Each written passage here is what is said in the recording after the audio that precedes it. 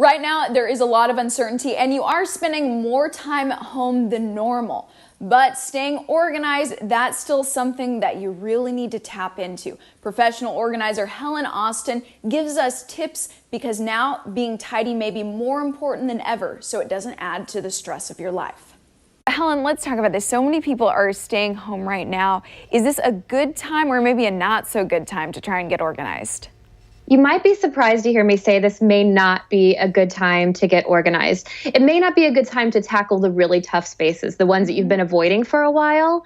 And I say that because I think people underestimate that organizing is a chain of decisions. Yeah. So when you're organizing, right, first off, you're deciding what you have, what you keep, what belongs in a space. And then once you have what you think belongs in that space, then you have to decide what's that system that's going to be, help keep it organized and stay, with its home and all be nicely labeled.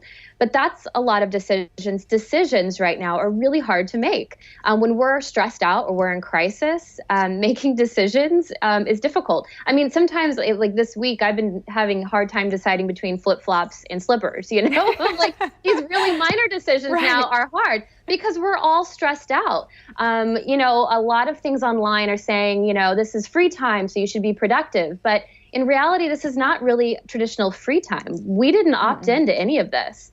It's, I think, helpful for me to tell everyone as an organizer to say, maybe this isn't the best time to tackle those projects. What would be some easy areas that we could step into and try to organize?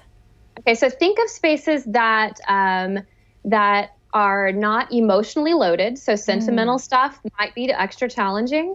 And paper. I know that that's like one of the things that people are like, well, maybe I should tackle that paper. But there are so many small decisions and small things when we're going through paper. When I'm doing paper projects with clients, it's very time consuming. Like think really, really small. And that will give you little opportunities to feel like you are being kind of productive, but also taking care of yourself and not feeling guilty for going and then watching more Netflix. Can we talk about basic steps to getting organized? Yeah, so as you tackle these small areas like a single drawer, just know you try to give everything a home. So preferably that's, corralled in some way. You can use Ziploc baggies temporarily right now. You can even use by cutting like bottoms of cereal boxes, jewelry boxes. There are all kinds of things you can use that you have at home to give everything its own home. Yeah. And then make sure to label. And this right now, you don't need a label maker necessarily. You could use masking tape or painter's tape temporarily to kind of give everything a designated home. And then really, this is a good time to practice what I call my 110 rule, which is my rule of maintenance.